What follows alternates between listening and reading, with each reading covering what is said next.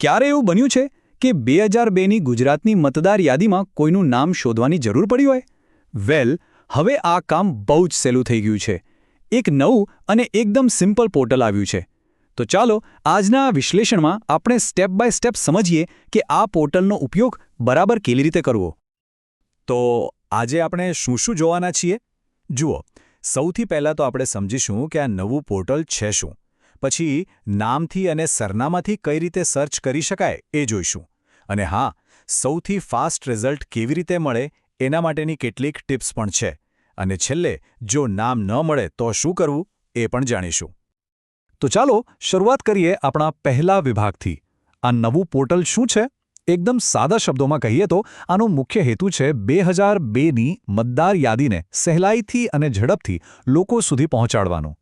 મતલબ કે જે ડેટા 2 દાયકા કરતાં પણ જૂનો છે એ હવે આપણી આંગળીના ટેરવે છે. આ પોર્ટલની એક સૌથી સારી વાત એ છે કે એ એકદમ યુઝર ફ્રેન્ડલી છે.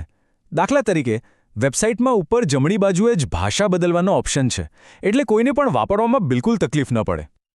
ચાલો હવે સૌથી અગત્યના ભાગ પર આવીએ. કોઈના નામનો ઉપયોગ કરીને કેવી રીતે શોધ કરવી. તમે જોશો કે આ પ્રોસેસ એકદમ સીધી અને સરળ છે. ઓકે, તો પ્રોસેસમાં ખાલી 5 સિમ્પલ સ્ટેપ્સ છે. સૌથી પહેલાં તમારો જિલ્લો સિલેક્ટ કરો. પછી તમારી વિધાનસભા. ત્રીજું સ્ટેપ છે નામ નાખવાનું, અને આના માટે એક જોરદાર ટિપ છે જે હું તમને હમણાં જ જણાવીશ. ચોથું સ્ટેપ એટલે કે ભાગ નંબર, એ ઓપ્શનલ છે. નાખો તો ઠીક, ન નાખો તો પણ ચાલે. અને બસ છેલ્લે સર્ચ બટન દબાવી દો. અને આ રહી એ પ્રો ટિપ જેની હું વાત કરતો હતો. આ ખરેખર બહુ જ કામની છે. ધ્યાનથી સાંભળજો. આખું નામ લખવાની કોઈ જ જરૂર નથી. બસ નામના શરૂઆતના થોડા અક્ષર લખો. જેમ કે જો જગદીશ શોધવું હોય તો ખાલી JAG લખીને ટ્રાય કરો. બસ આનાથી રિઝલ્ટ મળવાના ચાન્સ બહુ વધી જાય છે. પણ માની લો કે કોઈને પોતાની વિધાનસભા કે ભાગ નંબર યાદ જ નથી તો શું કરવાનું? ચિંતા ન કરો, એના માટે પણ એક રસ્તો છે. સરનામાથી શોધવાનો. અને આ પણ બહુ કામની વસ્તુ છે. અહીં પણ પ્રોસેસ એકદમ સિમ્પલ છે. પહેલાં જિલ્લો અને વિધાનસભા સિલેક્ટ કરો. પછી તમારા વિસ્તાર, સોસાયટી કે ગામનું નામ નાખો. પિનકોડ નાખવો જરૂરી નથી, એ ઓપ્શનલ છે. પછી જેવું તમે સિલેક્ટ બટન દબાવશો એટલે સિસ્ટમ તમને સીધા જ વોટર સર્ચ પેજ પર લઈ જશે. એટલે રિઝલ્ટ એકદમ ફટાફટ મળી જાય.